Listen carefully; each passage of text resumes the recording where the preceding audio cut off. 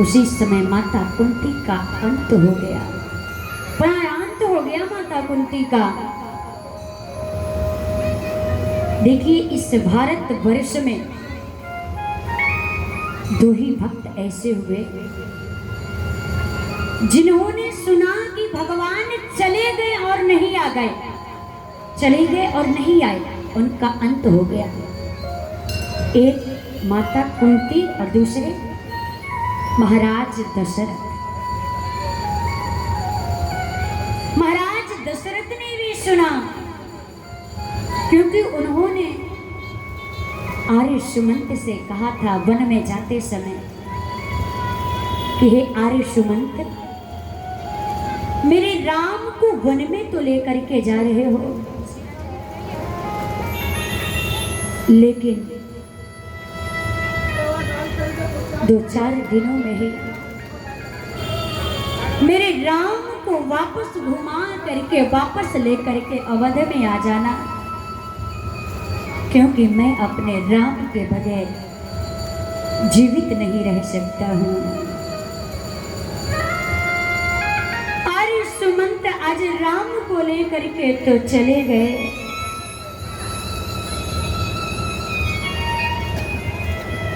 जब भगवान राम वन में जाने के बाद सुमंत जी महाराज को विदा किए, भगवान ने 3 दिन पहले सुमंत जी को भेज दिया है, लेकिन सुमंत जी अभी गए नहीं हैं अयोध्या में, वहीं बैठ करके श्रृंगवेरपुर में और राम राम सिया सिया लखन लखन पुकार रहे हैं। आर्य सुमंत सोच रहे हैं कि यदि महाराज पूछेंगे कि मेरे राम को लेकर के आए कि नहीं, तो मैं महाराज को क्या जवाब दूंगा। बैठ करके आर्य सुमंत जी वही फूट फूट करके रो रहे हैं और क्या कह रहे हैं, राम राम सिया लखन पुकारी, परहु धरनी कुल व्याकुल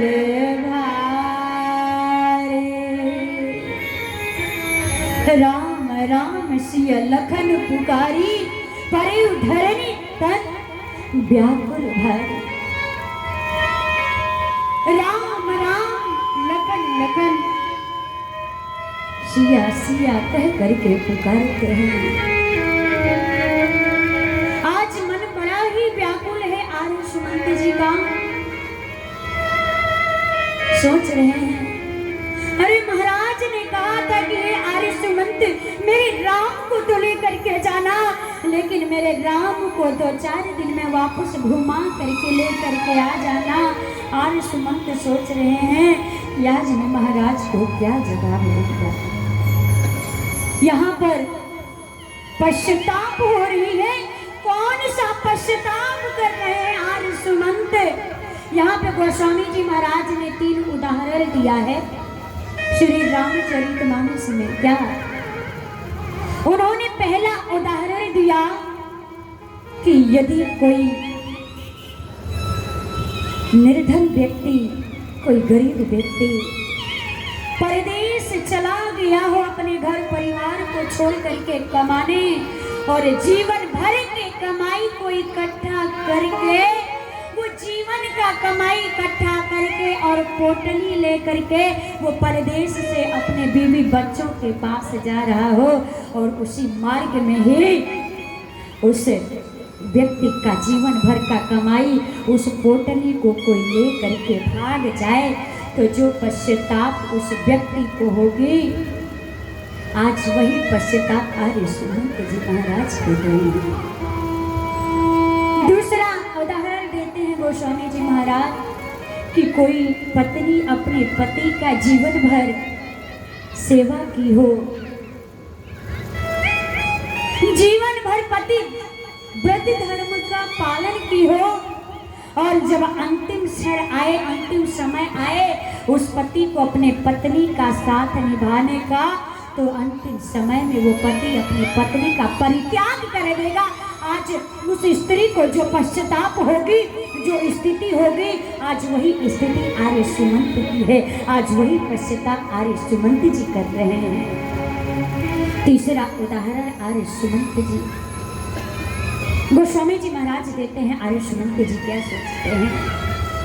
यदि कोई व्यक्ति जीवन भर धर्म के पथ पे चलता है, धर्म का अनुसरण करता हो, और जब उस धर्मात्मा व्यक्ति का अंतिम क्षण आ जाए, वो अपने मृत्यु का इंतजार कर रहा हो, और उस जीवन के अंतिम क्षण में उस व्यक्ति के मुख में गंगा जल के जगह पे कोई मदिरा का एक बूंद ला करके उसके मुख में डाल दे, तो जो पश्चाताप उस व्यक्ति की होगी, आज वही पश्चाताप आर्य सुमंत जी महाराज कर रहे हैं।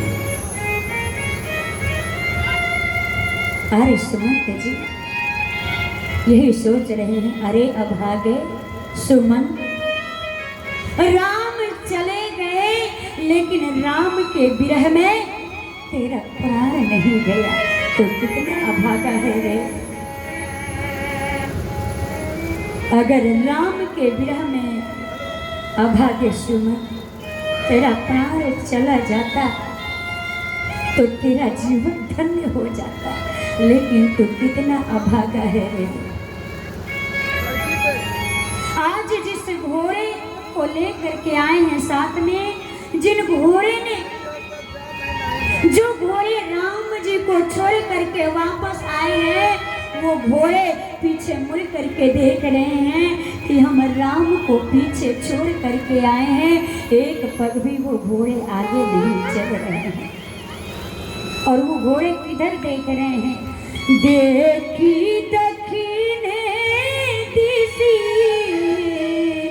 हाय नाए,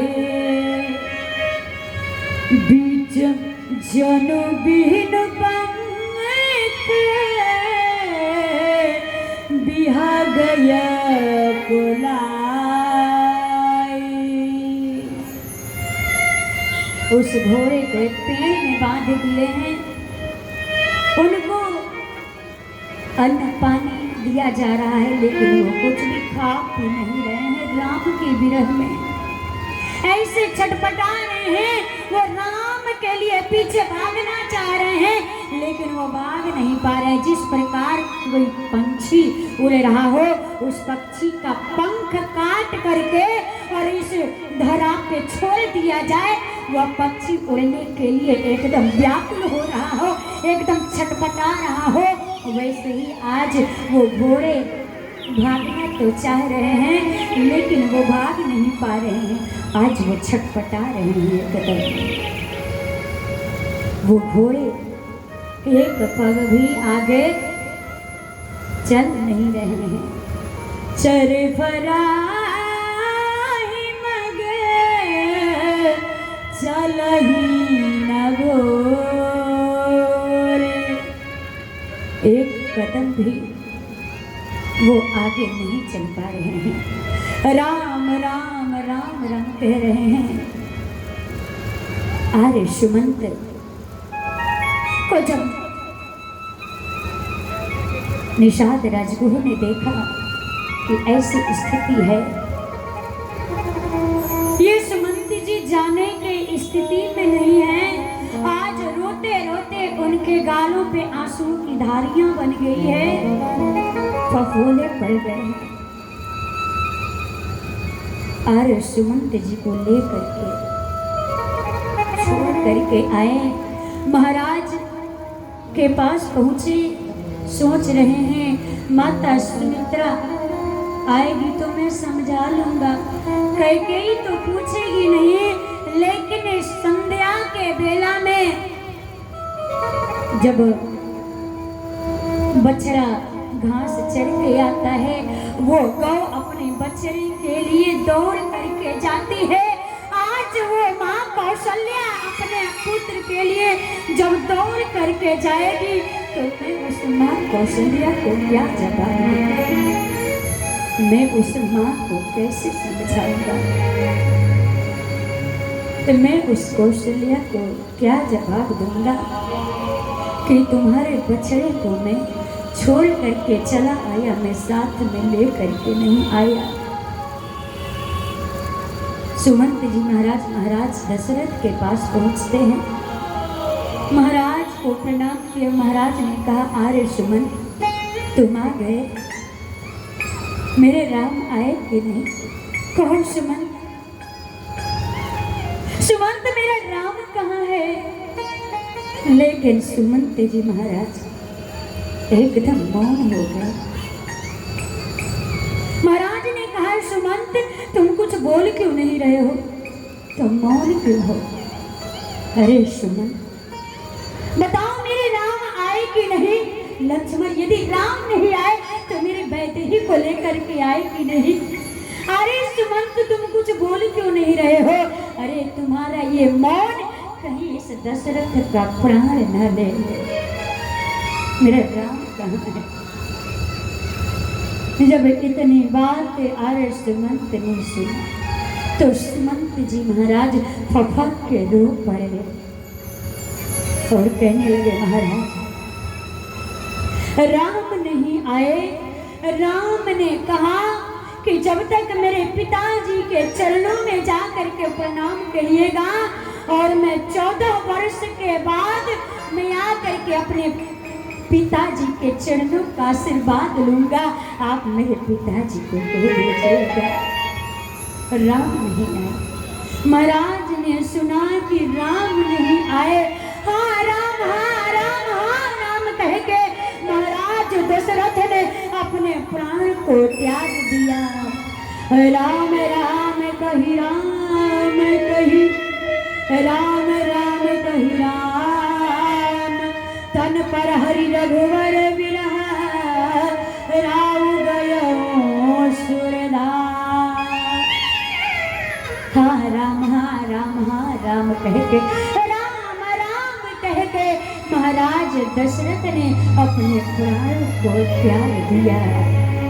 कितने धन्य हैं महाराज, जब तक जीवित थे महाराज दशरथ जी तब तक राम उनके नजरों से ओझल नहीं हुए। उनके नजरों के सामने थे, राम का दर्शन करते रहे।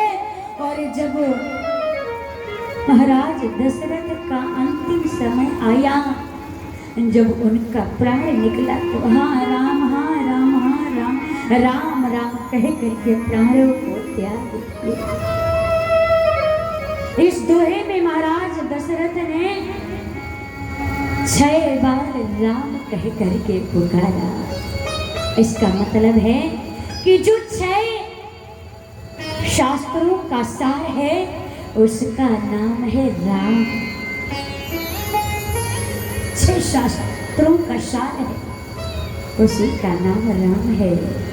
इसलिए हर एक व्यक्ति को राम राम रटना चाहिए, चाहे कुछ भी हो जाए, किसी भी परिस्थिति में रहिए, लेकिन राम से विमुख मत होइए। जो व्यक्ति राम का नाम लेकर के मर जाता है ना प्यारे, वो दुनिया में उसका नाम अमर हो जाता है। इसलिए राम राम हर एक व्यक्ति को रटना चाहिए। यदि शुरू से आदत बनी रहेगी राम राम कहने का तो अंत समय में भी राम निकल करके इस मुख से आ जाएगा। बोलो जय सिया राम।